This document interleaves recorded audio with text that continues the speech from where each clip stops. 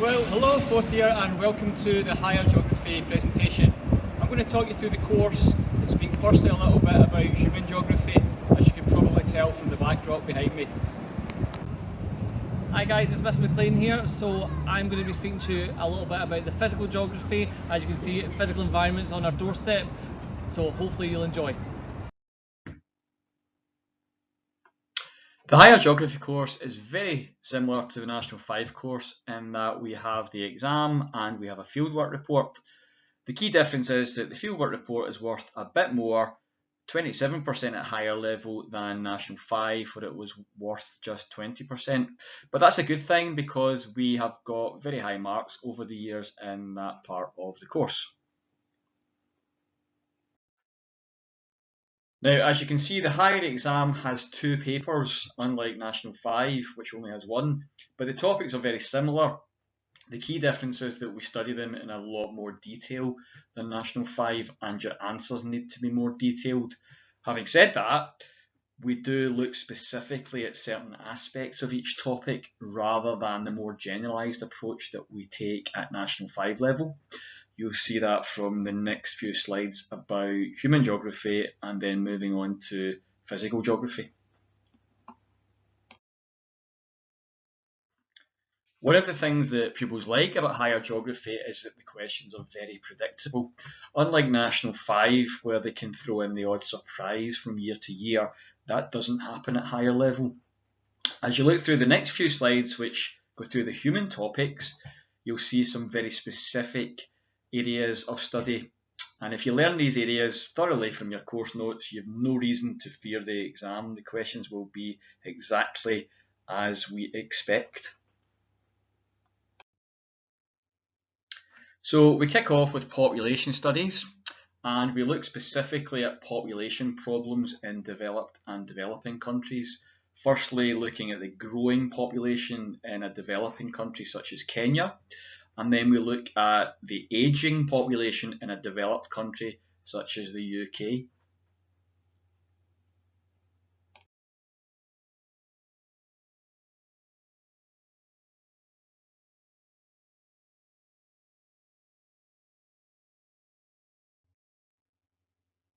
We then move on to look at migration, firstly looking at forced migration when refugees are forced to leave their home country due to war, such as these Syrians you can see here. And we then go on to look at economic migration, which we call voluntary migration, an example of that being Polish people moving to the UK for a better life. So all these topics are really sort of up to date, and actually I need to constantly rewrite the course notes because these are changing so often, especially with the recent situation regarding Brexit.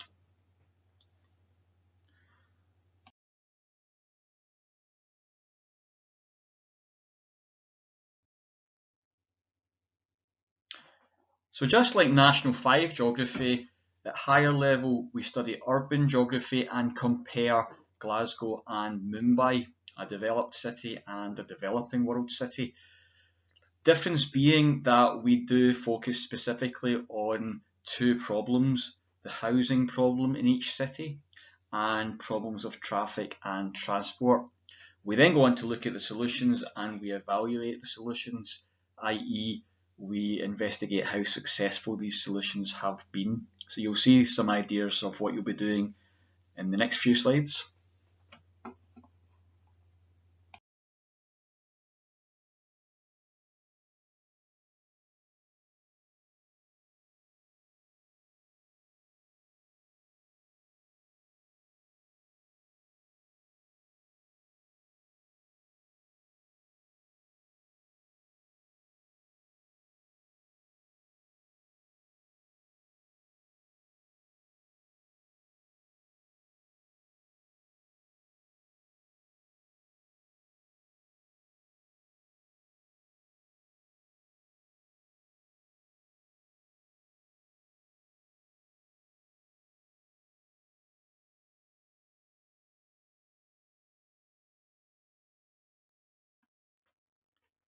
The final human topic is called rural land degradation, which looks at the process by which farmland can turn to desert if we do not manage it effectively.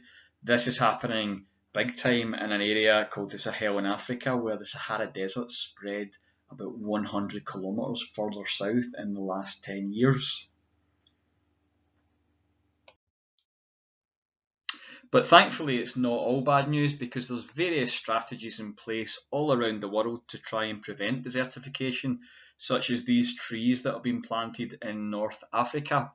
And that's the final topic of human geography, looking at the solutions to desertification. So at this point I'll pass on to Mr. McLean, who will talk to you about the physical part of the course. So everyone, it's Mr. McLean here. In higher geography then you study also physical geography. Unit 2 is physical geography, and within that there's quite a lot of areas that you'll become familiar with that are new, and things that are an upgrade and revision on National 5.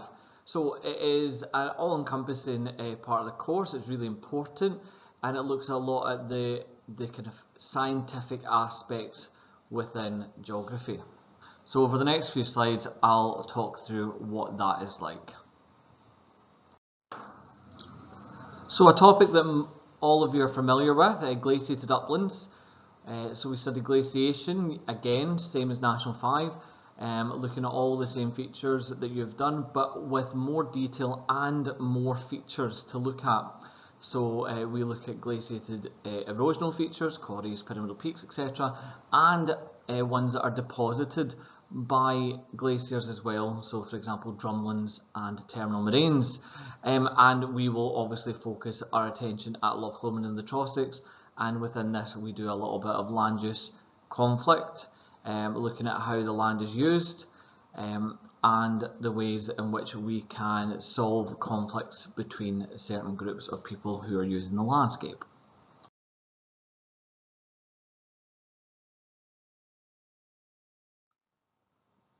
Again, an area of study that all of you are really comfortable with and really know a lot about is coastal landscapes. So we will look at how coastal landscapes, both erosional and depositional, form, and be able to talk about, for example, how the feature on this the slide Durdle Door actually formed and how that will probably change through time. And we will also again look at land use conflicts in this area, and focus again yet on how that landscape is used and how we can solve those conflicts again.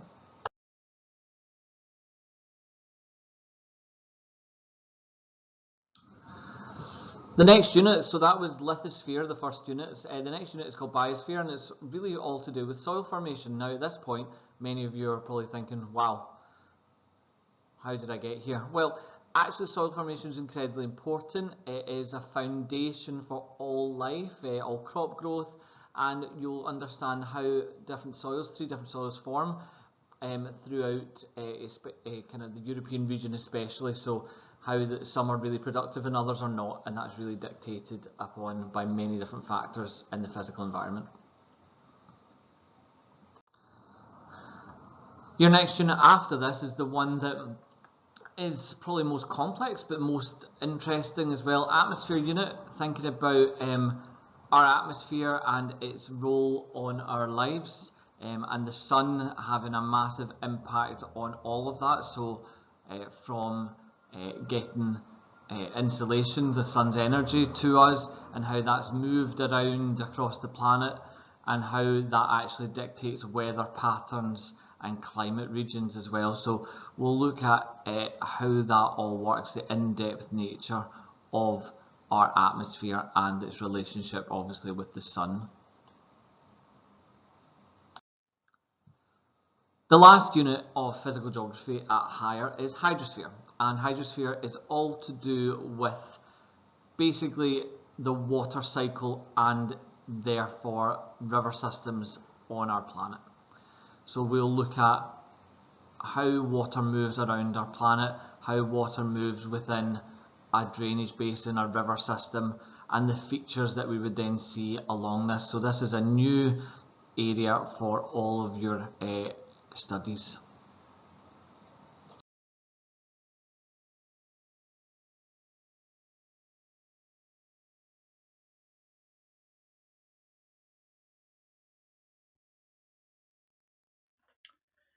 Thanks, Mr. McLean. So we move on to the global issues section of the course, and we study two specialist topics: river basin management, which is all about building dams in order to store water and prevent flooding. And then we move on to health and development, similar to what you studied last year, but this time we focus specifically on malaria rather than the three diseases that we studied at N5 level. We also do a little bit about development specifically, and look at why certain countries become rich and why other countries remain very poor and undeveloped.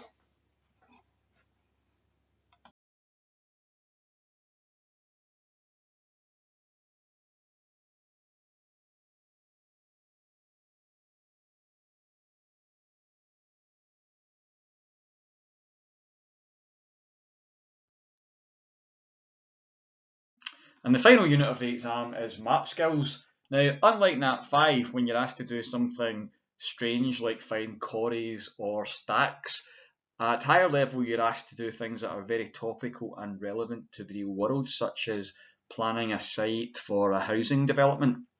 So if you're interested in a job like architecture, town planning, surveying, property development, this is actually a really useful exercise that will prepare you for what you will be doing at university. Now, I can't promise you that you'll get 100% in higher geography, but I can promise you that the exam will be predictable. And if you learn your course notes thoroughly, you'll have nothing to fear. This is a typical exam question, as you can see, very similar to National 5. But there's a higher mark allocation, so you need to be prepared to write answers which are more detailed. I would say approximately twice the length of a National 5 answer. So here's some information about the fieldwork report, which you can read for yourself. The key difference being from last year that you have an hour and a half to write it up rather than 1 hour.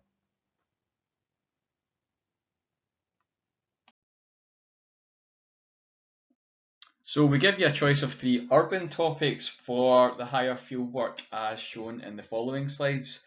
Now, unlike S3, we don't get a chance to take you up to Loch Lomond National Park where you can get your chips and ice cream and calendar, but I can assure you that these urban topics get really good grades year in, year out when we submit them to the SQA. So I hope you've enjoyed listening to the slideshow about higher geography, and hopefully I will see you in S5.